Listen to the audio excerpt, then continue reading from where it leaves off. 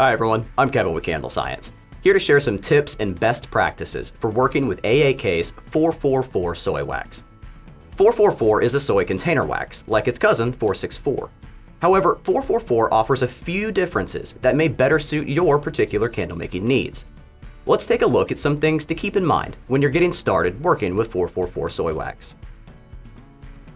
444 wax is slightly harder and has a higher melting point than 464, ranging from 119 to 125 degrees Fahrenheit versus 113 to 119 for 464 wax. This wax can be a good option if you need to make sure your candles won't soften or melt in warmer weather.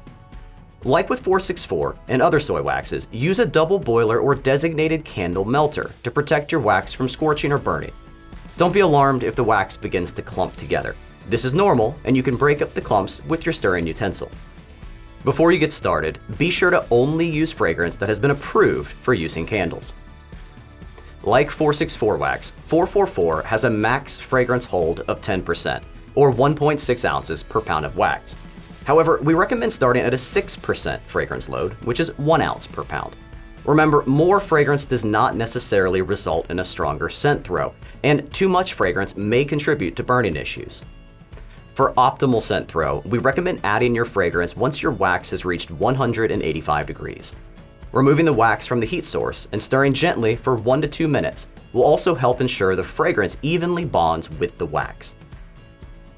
Your wick choice impacts multiple aspects of your candle.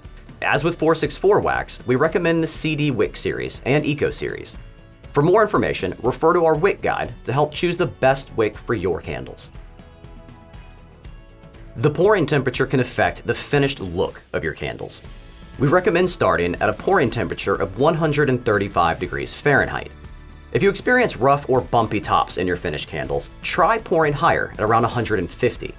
As always, you may have to experiment a bit to find the pour temp that produces the best results for you. A heat gun is also an easy fix to help correct the occasional surface imperfection. Compared to 464, we have noticed that 444 can be slightly more prone to frosting.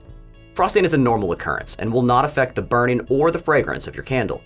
But to lessen the effect of frosting, you can try preheating your jars and glassware before pouring. You can also use opaque containers like candle tins and avoid coloring your candles to make any frosting that does occur less noticeable. For ideal results, we recommend allowing your soy candles to cure for 2 weeks. This will help your candles to maximize their fragrance throw. We hope that we've been able to answer your questions about 444 soy wax. If you liked the video, please give us a like and subscribe to stay up to date on all the latest content on our channels.